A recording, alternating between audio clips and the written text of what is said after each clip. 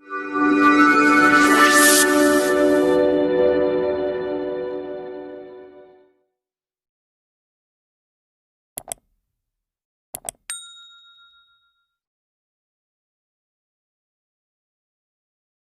to my YouTube channel Suren Sir Knowledge of Physics. My dear student, today we will learn in this video about the measurement of length of the chapter number 2 Units and Measurement Standard 11 Physics subjects. Let's start measurement of the length. See here I have written measurement of the length. Measurement of the length. So we can say there are the two methods for the measurement of the length. First is direct method, second is indirect method. So first we will study of first method. We will use direct method. I will teach you, I will explain with example. Okay, so you can see we first write down there are two method. There are two method. ठीक है, there are two methods for measurement of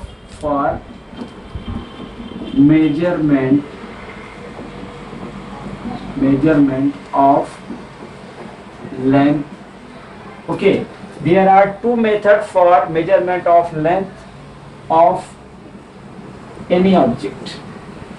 Okay, any object. Okay, for example जैसा हम कह सकते हैं, first we can write direct method. One is direct method and second is indirect method. दूसरा क्या है? Second is indirect method. तो ये डायरेक्ट मेथड और इनडायरेक्ट मेथड क्या है, इसको हम समझाने की कोशिश करेंगे. डायरेक्ट मेथड मतलब होता है कि जिसको हम जिस इंस्ट्रूमेंट को हमें मेजर करना है, डायरेक्टली इंस्ट्रूमेंट के द्वारा हम मेजर कर सकते हैं बाय हैंड. ओके, बट ऐसे भी सब्सटेंस हैं जो जिसकी लेंथ बहुत ज़्यादा हो. जैसे हम यहाँ चर्चा करें तो बहुत छोटे से छोटे पार्टिकल 10⁻⁸ मीटर से लेके 10⁻26 मीटर तक की डिस्टेंस और साइज को हम मेजर कर सकते हैं with help of the measurement of the length. तो अगर बहुत छोटा है तो कौन सा इंस्ट्रूमेंट यूज करेंगे, बहुत बड़ा है तो क्या यूज करेंगे. जैसे अगर हमें फॉर एग्जांपल मैं आपको बताना चाहूँगा कि अगर हमें बहुत सारे मान लो कोई लाइन खींचनी है तो मीटर स्केल से हम खींच लेते हैं. तो ये कौन सा मेथड होगा? Direct method. पर फॉर एग्जांपल अगर हम इसी की बात करते हैं इनडायरेक्ट मेथड में, जैसे सन और मून के बीच में अगर डिस्टेंस निकालना है, किसका सन और मून के बीच में अगर डिस्टेंस निकालनी है, उसकी हाइट निकालनी है, तो हम कैसे निकालेंगे ये हमें बताना है. वो इनडायरेक्ट मेथड में आएगा, क्योंकि अगर सन और मून की बीच के डिस्टेंस निकाल तो कौन सा मीटर यूज करोगे? मीटर स्केल कोई हमारे पास है नहीं, तो उसमें अलग तरह से हम मेथड का यूज करेंगे. ठीक है, तो सबसे पहले हम पढ़ते हैं, फर्स्ट पढ़ेंगे डायरेक्ट मेथड.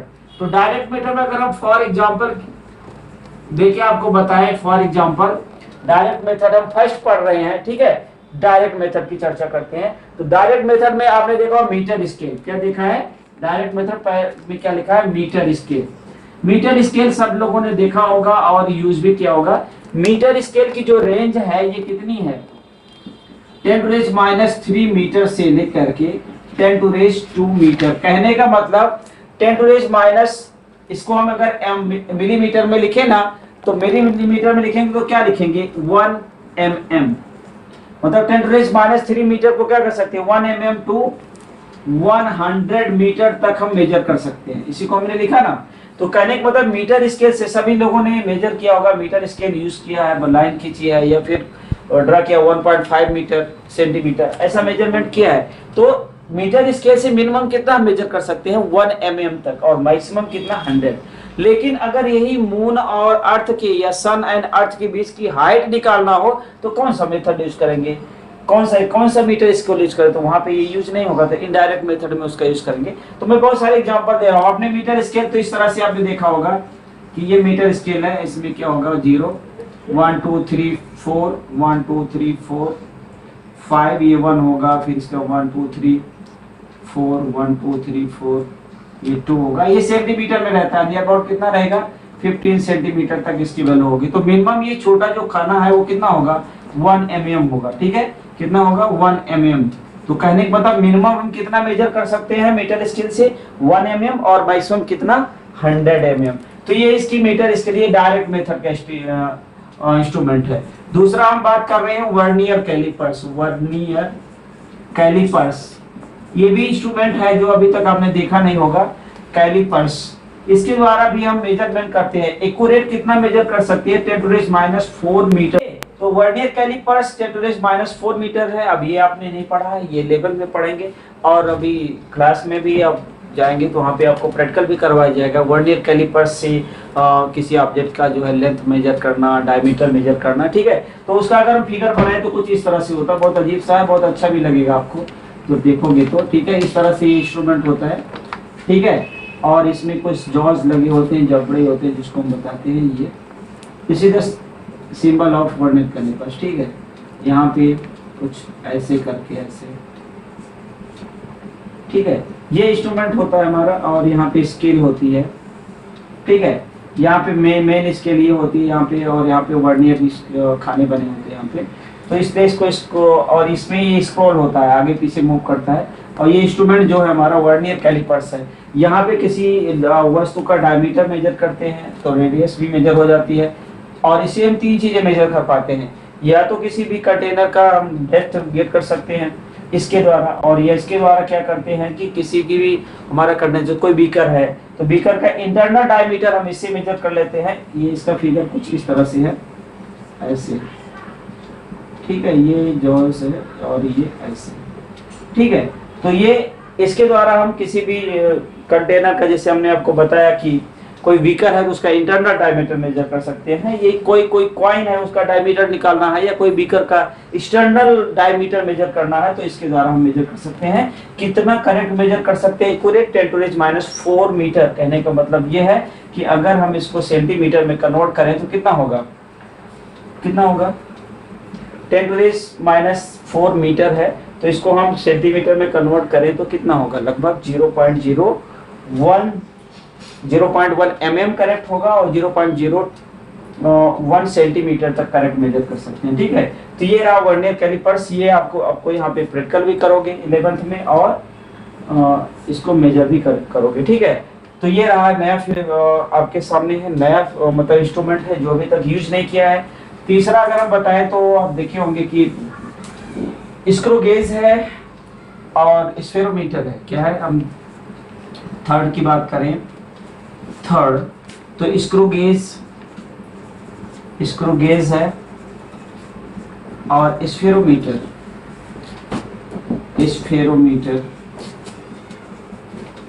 ठीक है। ये स्फेरोमीटर है, इसके द्वारा हम 10⁻⁵ मीटर तक करेक्ट मेजर कर सकते हैं, लेकिन इससे छोटा होगा तो नहीं मेजर कर पाएंगे, ठीक है। तो इसका इंस्ट्रूमेंट अगर हम बना के आपको बताएं तो कैसे बनेगा। स्क्रू गेज कुछ इस तरह से होता है,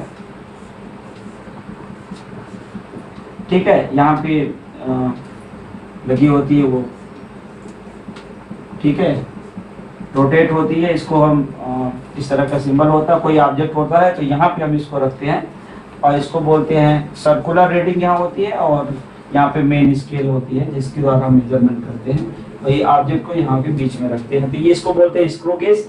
अगर हम कहें इसको तो इस तरह से एक ऑब्जेक्ट होता है, 3 स्टैंड होते हैं इसमें, और यहाँ पे एक पट्टी स्क्रू लगाया होता है, और यहाँ पे ये वैल्यूज होती है।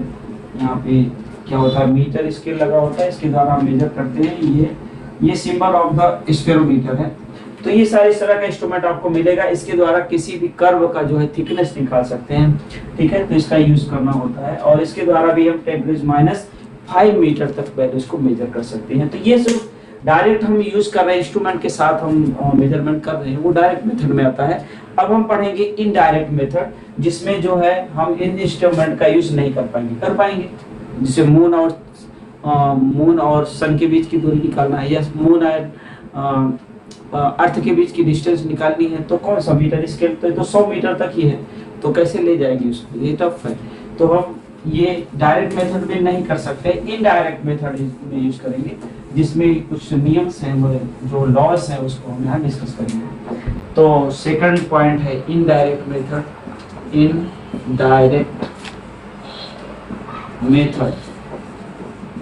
इनडायरेक्ट मेथड में हम एक एग्जांपल है, एक मेथड है जिसका नाम है पैरेलैक्स मेथड। तो यहाँ पे चर्चा करेंगे पैरेलैक्स मेथड के द्वारा हम बहुत दूर, very far away from the अर्थ जो ऑब्जेक्ट हैं, जैसे गैलेक्सीज हैं, गैलेक्सीज तो बहुत दूर है, उसको मेजर करना इतना टफ इजी नहीं है, बट हम अगर प्लैनेट टू प्लैनेट के बीच की, जैसे मार्स है, जुपिटर है, पैरेलैक्स मेथड की हम चर्चा कर रहे हैं। अगर हम पैरेलल मेथड को अगर कहें तो कैसे कहेंगे कि large distance such that distance as the planet to or star from the earth can be not measure through this तरह के जो हम डायरेक्ट मेथड से हम यूज कर रहे थे। तो हम क्या लिख सकते हैं, the large distance such as the distance of a planets or the star from the earth can not be measure the directly with the meter scale. कहने का मतलब है अगर हम सूरज और चांद के बीच की दूरी निकालना है तो मीटर स्केल से नहीं निकाल सकते, ये आपको भी पता है, ठीक है। अगर हम कहें कि मून और अर्थ के बीच की डिस्टेंस निकालना है तो वहां पे मीटर स्केल हमारा काम नहीं करेगा।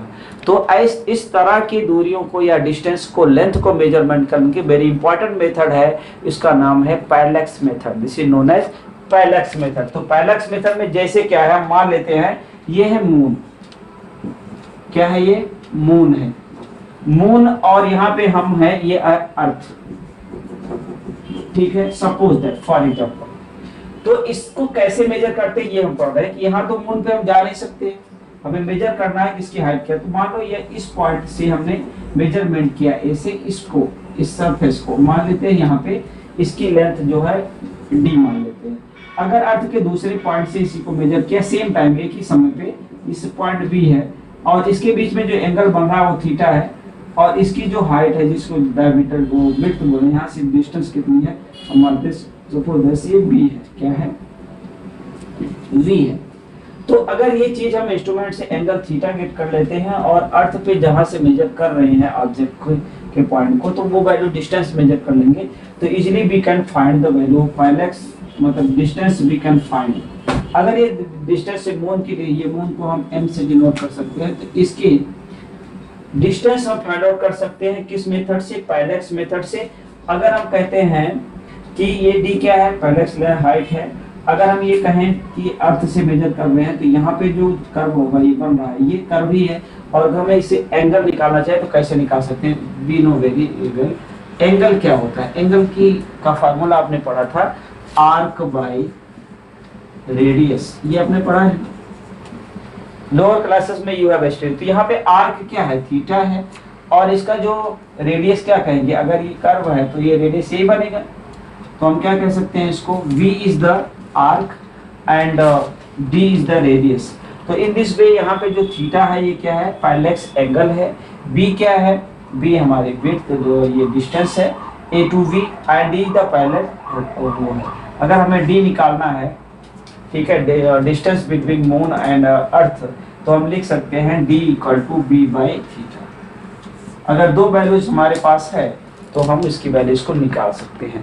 लेकिन बात यही आती है कि अगर हमें d मालूम होगा तो ये निकालेंगे, अगर मून का हमें डायमीटर निकालना है तो हम कैसे निकालेंगे, उसको हम उसके बाजू में जस्ट हम फिगर बना रहे हैं, आप देख सकते हो। जैसे ये मून है, हम वहां तो जाएंगे नहीं, हम अर्थ से निकाल रहे हैं, तो इस पॉइंट पर एक ही पॉइंट से हम क्या करेंगे, इसके दो सरफेस को हम क्या करेंगे, मेजर करेंगे टेलीस्कोप की हेल्प से, ठीक है। तो एक ही पॉइंट से, तो मान लेते हैं ये जो एंगल है ये अल्फा है, और ये पैरेलैक्स जो वैल्यूज है हमारी, ये तो d ऑलरेडी है ही है, ठीक है। अगर हम कहते हैं इसका डायमीटर चाहिए, मून का डायमीटर चाहिए, किसी प्लैनेट का डायमीटर चाहिए, ये हम कुछ भी ले सकते हैं। मान लो यहाँ पे अर्थ है और ये मून का ही ले रहे हैं, तो हम मून का ले रहे हैं, प्लैनेट भी ले सकते हैं, कोई भी ले सकते हैं, ठीक है। तो अगर हमें निकालना है डायमीटर ऑफ द मून, तो कैसे निकालेंगे, इस मेथड से हम निकाल पाएंगे। और यहाँ पे भी हम लिख सकते हैं, बाय सेकंड फिगर को हम देखेंगे, अभी ध्यान इस पर देंगे। तो यहाँ पे भी एंगल का फार्मूला क्या है, जो यहाँ पे अर्थ पे जो एंगल बन रहा है, मून का जो एंगल बन रहा है, ठीक है, प्लैनेट का एंगल बन रहा है, वो क्या है, अल्फा है। और अल्फा क्या है, one dice of the angle ही है, और एंगल का डेफिनेशन क्या होता है, arc by D, arc by radius. तो ये क्या होगा, ये इसका रेडियस है। तो हमें डायरेक्ट लिख देना है d बाई कैपिटल D।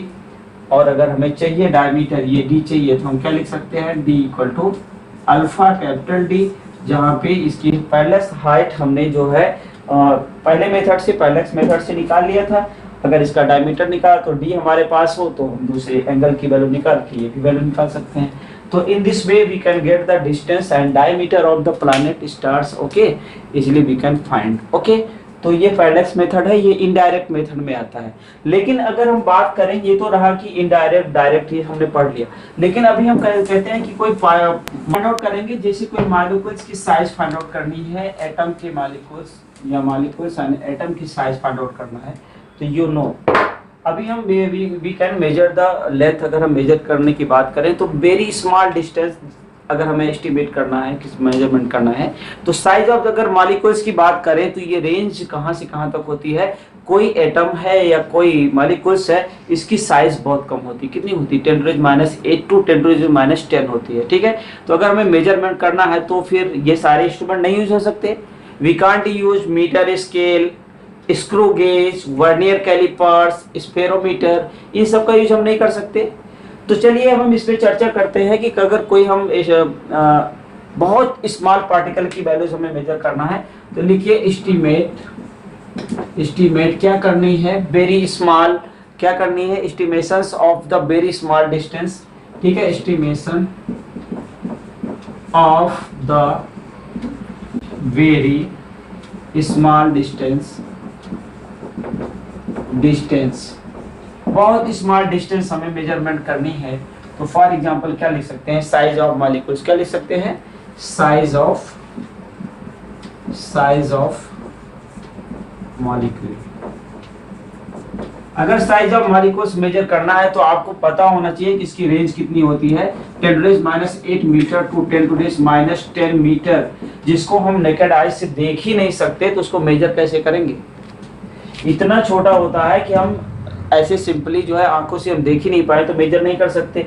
तो ये इसमें कौन कौन से हमारे इंस्ट्रूमेंट फेल हो चुके हैं, मीटर स्केल यूज नहीं कर सकते, मीटर स्केल, और क्या नहीं यूज कर सकते, स्क्रू गेज नहीं कर सकते, क्योंकि इसकी लेंथ, इसकी हाइट कितनी है, कितनी साइज का जो हम कर सकते हैं, GAUG, ठीक है, गेज।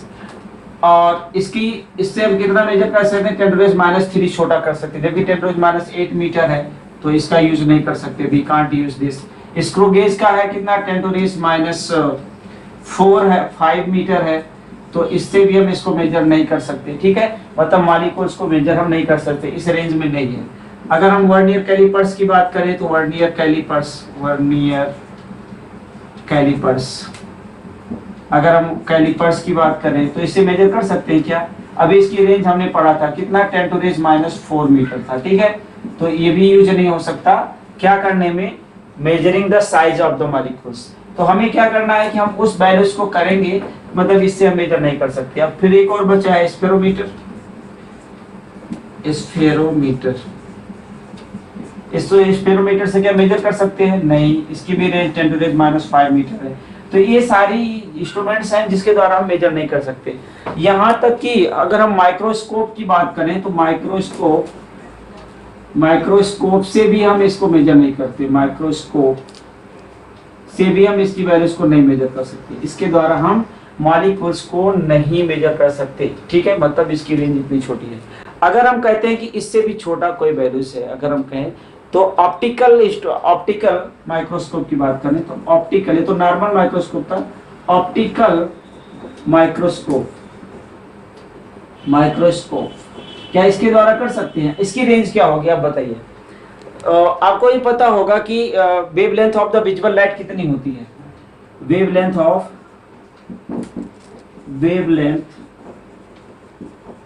ऑफ विजिबल लाइट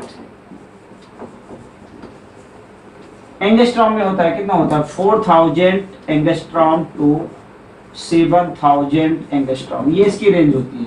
तो ऑप्टिकल माइक्रोस्कोप का रेंज क्या हो सकता है, अगर इसको हम लिखते हैं किस में, राइट इन मीटर, तो लिख सकते हैं 4 × 10⁻⁷ मीटर, क्योंकि 1 एंगस्ट्रॉम इक्वल टू कितना होता है, 10⁻10 होता है।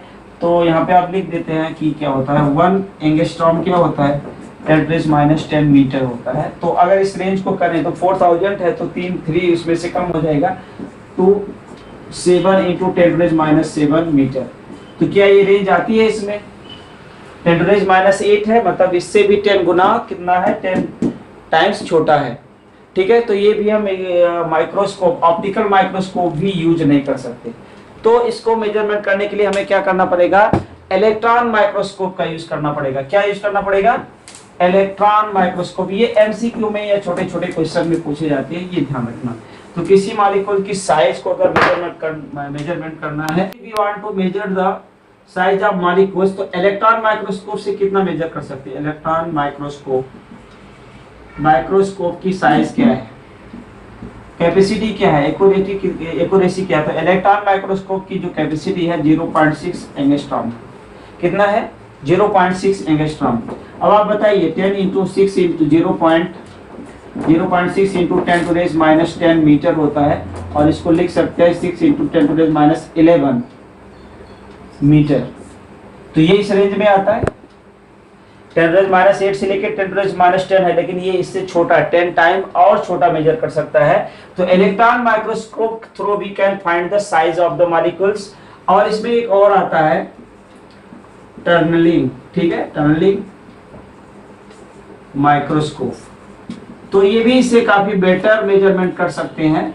टनलिंग माइक्रोस्कोप के द्वारा भी हम मेजरमेंट कर सकते हैं। और इसका इन सब का यूज क्या होता है कि अगर हम बहुत छोटे पार्टिकल, या कि हम कह सकते हैं ऑयलिक एसिड की लेयर को भी हम मेजर कर सकते हैं, कितना छोटा होता है, उसके द्वारा हम टनलिंग माइक्रोस्कोप के द्वारा हम इसको मेजर कर सकते हैं।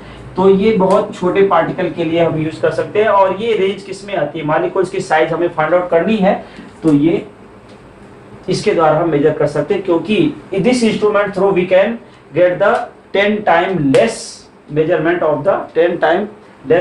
Of the molecules. मतलब इससे भी छोटा अगर मॉलिक्यूल्स होता 10 टाइम, तब भी हम मेजरमेंट कर सकते थे। ठीक है, अब आता है जो हमें नेक्स्ट बताना है आपको कि रेंज ऑफ लेंथ क्या है। ये बहुत इंपॉर्टेंट है, और इसके जो यूनिट्स है वो काफी इंपॉर्टेंट है। तो ये आपको लिखना है, बहुत अच्छी तरह से समझना भी है, अगर डाउट लगे तो पूछना भी है। तो जो इसमें मेजरमेंट का जो लास्ट टॉपिक मैं बताने वाला हूँ, रेंज क्या है? रेंज ऑफ लेंथ की रेंज क्या है? अगर हम यहाँ पे बात करें तो रेंज की बात करें, अगर size of the nucleus, tiny nucleus की अगर बात करें तो बहुत छोटा, कितना होता है? 10⁻14 होता है। लेकिन इफ वी वांट टू से, अगर हम कहना चाहते हैं कि बहुत वाइड अगर रेंज की अगर कोई वैल्यूज होगी, जैसे star to star, galaxy to galaxy, या फिर यूनिवर्स में अगर किसी हाइट को मेजरमेंट करना है, तो वो रेंज कितनी होगी? तो यहाँ पे जो हम मेजर करेंगे 10⁻14 मीटर टू 10⁻26 मीटर रेंज का मेजरमेंट हम कर सकते हैं। ठीक है, अगर हम बहुत छोटे की बात कर रहे हैं तो क्या कह सकते हैं? Size of nucleus. क्या लिख सकते हैं? Size of nucleus. न्यूक्लियस की साइज हम किसी मॉलिक्यूल्स के न्यूक्लियस, किसी भी एटम के न्यूक्लियस की साइज को मेजर कर सकते हैं। और दूसरा अगर रेंज कहें, ये हायर जो बहुत वाइड रेंज है, इसमें क्या होगा? यूनिवर्स में जो भी प्लैनेट्स हैं, स्टार्स हैं, यूनिवर्स के जो प्लैनेट्स हैं, गैलेक्सीज हैं, इनके बीच में जो है, एंड स्टार्स के बीच में जो हम हाइट फाइंड आउट करते हैं, वो काफी वाइड रेंज होता है, और उसका वो यूनिट इसमें आती है। तो कुछ स्मॉल और कुछ बिग यूनिट्स हैं, स्पेशल लेंथ यूनिट्स हैं, जिसको हम लिख रहे हैं, आप देखोगे। ठीक है, तो हम यहाँ लिख रहे हैं सम स्पेशल, ठीक है, यूनिट्स। ठीक है, अब इसमें अगर हम बात करें तो सबसे पहले जो यूनिट आती है बहुत छोटी होती है, फर्मी से जानते हैं। नंबर 1 अगर हम बात करें, इसका नाम देते हैं 1 फर्मी। इसको हम शॉर्ट में लिखते हैं 1F। ठीक है, या फिर अब इसको लिख सकते हैं शॉर्ट में 1F, और 1F की वैल्यू कितनी होती है? 10⁻15 मीटर। कहने का मतलब मॉलिक्यूल से भी छोटी चाहे वैल्यू हम इससे मेजर कर सकते हैं। दूसरा होता है एंगस्ट्रॉम, जो अभी चर्चा कर रहे थे, एंगस्ट्रॉम जिसको बोलते हैं एंगस्ट्रॉम। 1 एंगस्ट्रॉम को ऐसे लिखते हैं, 1 ए के ऊपर 0 बटा डिग्री लिखते हैं, और इसकी वैल्यूज आपको बताया मैंने 10 टू रेज इतना मीटर, ठीक है, 10 टू रेज माइनस 10 मीटर होता है। इसका यूज हम करेंगे जब हम न्यूमेरिकल करेंगे, तो ये चीजें हमें याद होनी चाहिए। अब आता है जो हम बात करते हैं तीसरा पॉइंट जो काफी इंपॉर्टेंट है, 1 एस्ट्रोनॉमिकल यूनिट। क्या बोलते हैं इसको? 1 एस्ट्रोनॉमिकल यूनिट। अगर हम एस्ट्रोनॉमिकल यूनिट की बात करें तो इसको हम शॉर्ट में भी लिख सकते हैं। क्या लिख सकते हैं? अगर हम कहें कि 1 एस्ट्रोनॉमिकल यूनिट है तो इसको हम 1 यू लिख सकते हैं। क्या लिख सकते हैं? ए यू। क्या लिख सकते हैं? 1 ए यू। और इसको, इसकी वैल्यूज अगर हम कहें तो इसकी वैल्यू नियर अबाउट कितनी होती है? 9, ठीक है। क्या लिखते हैं? 1.996 इंटू 10 टू रेज 11 जो है मीटर होता है। कितना होता है? ये बहुत अच्छी तरह से याद रखना, क्योंकि ये हाई वैल्यूज है, बहुत ज्यादा है। 10 टू रेज 11 मीटर है। और इसको हम क्या कहते हैं? डिस्टेंस बिटवीन, ये जो रेंज है एस्ट्रोनॉमिकल यूनिट, दिस इज तो हम कह सकते हैं average distance of sun from the earth. यहाँ ब्रैकेट में लिख दो, एवरेज डिस्टेंस किसकी? From sun to earth, from sun to earth या अर्थ टू सन, ठीक है, ऐसा भी लिख सकते हैं, अर्थ टू सन। मतलब सन और अर्थ की जो वैल्यूज होती है वो 1 AU होती है, और इसकी वैल्यूज कितनी होती है? 1.496 10 टू रेज 11 मीटर होती है, ठीक है। अगर हम दूसरी यूनिट की बात करें जो काफी इंपॉर्टेंट है, तो वो यूनिट है, कितना लिख लिया? I will return this. अब आगे हम लिखते हैं नेक्स्ट पॉइंट, लाइट ईयर। कि 1 ईयर में जो लाइट पास हो रही है उसकी यूनिट की बात हो रही है, तो इसको हम लिखेंगे 1 light year, LIGHT, light year. Light year में कभी कंफ्यूजन होता है, ये लाइट ईयर है तो ये टाइम की यूनिट होगी, लेकिन यहाँ कंफ्यूजन नहीं होना चाहिए। ये किसकी यूनिट है? लेंथ की यूनिट है। किसकी यूनिट है? लेंथ की यूनिट है। 1L, ठीक है, Y, L से लाइट हो गया, Y से एयर हो गया, और इसकी वैल्यूज होती है 9.46। कितना होती है? 9.46 10 टू रेज 15 मीटर। ओके, तो 1 light year equal to 1 LY, short में लिखते हैं इसका है 9.46 10 टू रेज 15 मीटर होती है, ठीक है। ये लाइट ईयर है, ठीक है। ये भी काफी बार पूछा जाता है, ये न्यूमेरिकल में भी यूज होता है। और जो लास्ट हम पढ़ेंगे 1 पारसेक होता है, पारसेक। अब इसको भी हम कभी कभी समझ पाते हैं, पारसेक सेकंड समझ करके हम क्या बोलते हैं? पर सेकंड समझ लेते हैं। और इसको भी बोलते हैं, ऐसा क्वेश्चन आता है कि parsec is unit of length और नॉट, तो क्वेश्चन में क्या लिखते हैं आप लोग? नहीं, नो, क्योंकि पारसेक को आप क्या लिखते हो? समझते हो ये टाइम की यूनिट है, तो लेंथ में नहीं कंसीडर करते हो। लेकिन ये दोनों में कंफ्यूजन ज्यादा होता है, इसलिए इसको ज्यादा पूछते भी है। तो 1 पारसेक इक्वल टू कितना होता है? 3.08 10 टू रेज 16। कितना आता है? 3.08 इंटू 10 टू रेज 16 मीटर। तो ये सारी यूनिट्स हैं जो भी कंफ्यूजन होते हैं। ये 2 यूनिट्स हैं जिनमें बहुत ज्यादा कंफ्यूजन होता है। इसकी यूनिट को, लाइट ईयर को और पारसेक को, लोग मोस्टली किस में कन्वर्ट कर लिखते हैं? टाइम की यूनिट है, जबकि ये यूनिट किसकी है? किसकी यूनिट है? रेंज ऑफ द लेंथ है, तो लेंथ की यूनिट है, ठीक है। ये मीटर लिखा गया है, लेकिन इसमें कंफ्यूजन नहीं होना चाहिए। एमसीक्यू में भी इस तरह से क्वेश्चन आते हैं कि parsec is unit of length. Option A है, बी है टाइम, सी है मास, और 4 दिया नन ऑफ दिस, तो आंसर क्या होगा? Length is correct answer. Okay, आपको टाइम नहीं लिखना है, ठीक है, क्योंकि पारसेक सेकंड नहीं है। लाइट ईयर क्या है? वो टाइम का नहीं है, किसका है? लेंथ का है। तो आई थिंक ये चीजें आपको याद भी हो गई होंगी और समझ में भी आ गई होगी। ये सारे रेंज ऑफ लेंथ है जो हमने आपको बताया अभी। Okay, have you understood? Okay, thank you.